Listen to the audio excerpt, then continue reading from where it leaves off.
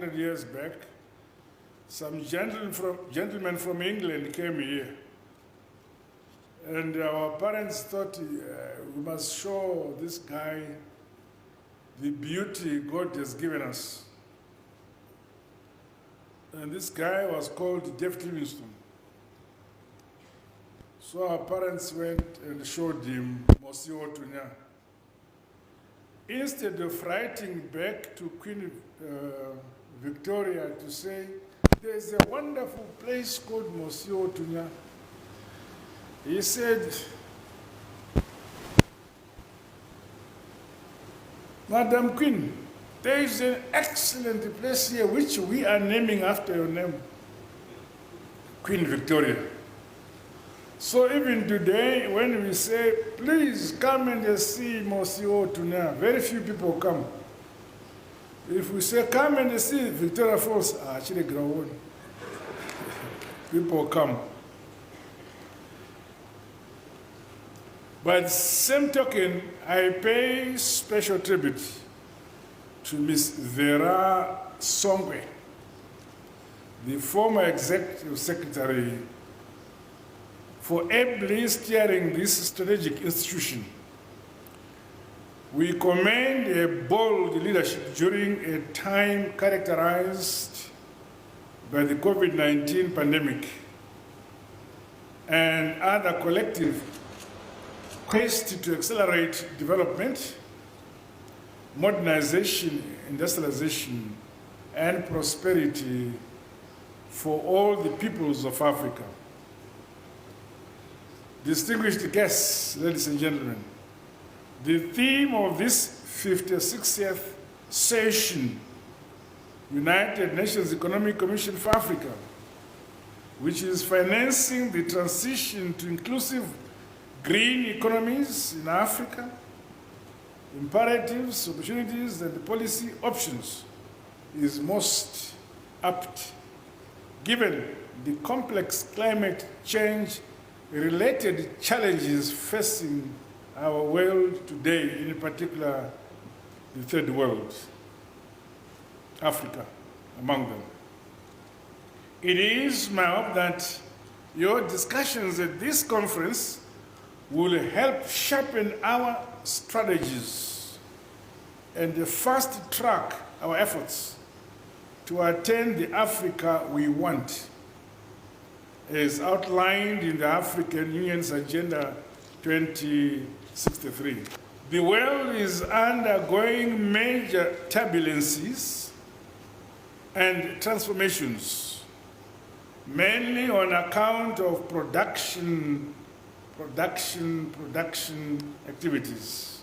These are in turn negatively impacting on ecological systems and social equity, resulting in imbalances between and within countries, while spurring climate change, biodiversity losses, and non-inclusive growth.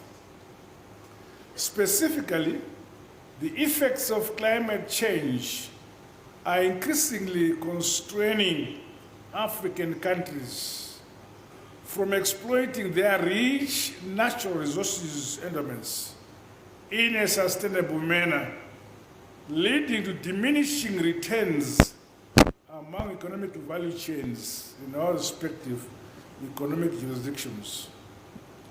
Heat waves, floods, tropical cyclones, and the prolonged droughts are having devastating impacts on communities, economies, and livelihoods in the third world. Large numbers of people, especially in Africa and the global south in general, are increasingly at risk of being thrown into vulnerability. For us in Southern Africa, the ongoing El Nino phenomenon is currently affecting weather patterns in some parts of the region, with our agriculture and energy sectors negatively being impacted. These realities necessitate structural shifts towards resource efficiency, non-polluting, equitable models of economic growth. Hence, it is commendable that this year's session will discuss financing solutions and models, technology developments, as well as policy options and opportunities for the transition to inclusive green economies in Africa, among others. The adoption of multi-pronged pathways is thus crucial for inclusive green economies. These must not only aid in poverty reduction, but also safeguard ecological thresholds that support human development, support health, and the well-being of populations in Africa.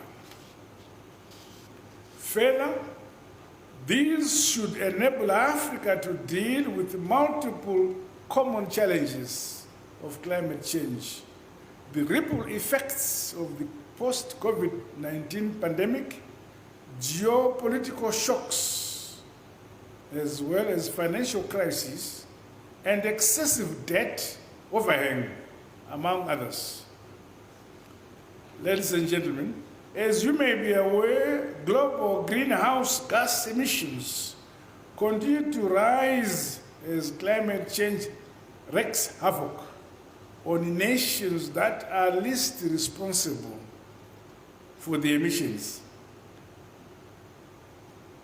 putting a significant strain on Africa's public finances, growth prospects, and employment levels.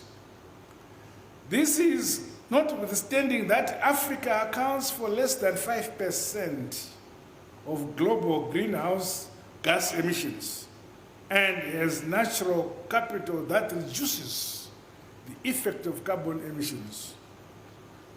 At the same time, polluting countries are lagging behind in honoring their commitments to mobilize resources under mechanisms such as the Conference of Parties to the United Nations Framework Convention on Climate Change. Our last meeting in Glasgow promised the third world that the first world would raise 100 billion. Perhaps we are too far to hear the progress. It is therefore necessary for those responsible for the high global pollution to honor their obligations with regards to climate financing. Meanwhile, as Africa, we remain cognizant that the movement towards clean technologies presents immense opportunities to unlock our continent's huge natural resource and human potential. We must be proactive and mobilize financial resources from both domestic and international sources to facilitate the adoption of clean and low-carbon technologies in our respective jurisdictions. The transition to inclusive green economies also provides opportunities for better cooperation and partnerships between governments and the private sector to forge green growth investment strategies that benefit our communities. In this regard, the role of the public-private partnerships, as well as that of development partners, must be clearly be defined and promoted in order to increase the level of climate financing. It is also important to see investments in climate proofing and adaptation as a way to build greater resilience of communities and the nations against this common adversary of our time. Esteemed delegates, as African countries, we have the weighty responsibility to boldly and decisively tackle the challenges faced by our respective economies. We must look from within and among ourselves for solutions. We cannot afford to bury our heads in sand.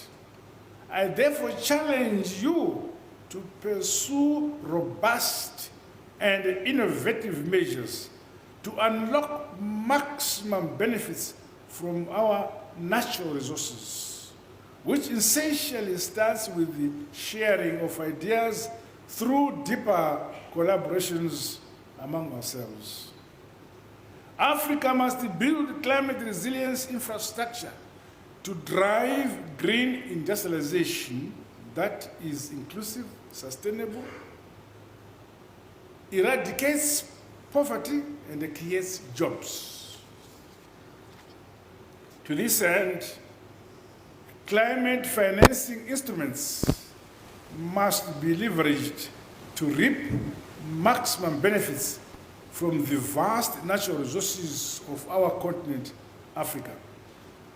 Ministers of Finance, Planning and Economic Development from across Africa are called upon to come up with alternative resource mobilization initiatives that transform our economies in line with technological developments to meet our climate goals and emerging demands. We must think outside the box and trust in our homegrown initiatives. This should be complemented by mainstreaming the principle of green economy in policy reforms, regulation changes, and strategic investments in order to ensure sustainable development that leaves no one and no place behind. We should, however, be mindful of the need to take account of the uncertainties and the risks to future economic growth inherent to replacing the conventional economic model with a green economy. In addition, African countries should take advantage of the African Continental Free Trade Area Agreement, riding on ICTs and new technologies. The need to nurture and grow a broad spectrum of value chains that can generate green industrial development cannot be overemphasized. We must equally promote investment in green sectors, facilitate technology transfer, develop green investment standards, and encourage regional cooperation. Ladies and gentlemen, comrades and friends, Zimbabwe has been actively participating in international negotiations on climate change. We are among the first countries to sign and ratify the United Nations Framework Convention on Climate Change. This was followed by our ratification of the Kyoto Protocol. The country has developed strategies and plans to curb the escalation of greenhouse gas emissions. To date, the National Climate Change Response Strategy has been adopted to provide a comprehensive and strategic approach to adaptation, mitigation, technology financing, public education and awareness. Through our economic blueprint, which is the National Development Strategy #1, we are increasing agricultural production and productivity with emphasis on irrigation development, especially among our communal and smallholder farmers countrywide. While the climate change challenges we face remain immense, they are surmountable. We call upon the global north to bear their burden and face up to their responsibilities by honoring their commitments in order to realize the transformations needed on the climate action agenda as promised in Glasgow. On our part as Africa, we should leverage on the vast forest resources we are endowed with on the continent to garner more finances for sustainable development. This includes leveraging on the increasing carbon markets, which are expected to keep growing. Let us capitalize on collaboration as African states to mobilize resources for financing our transition towards inclusive green economies.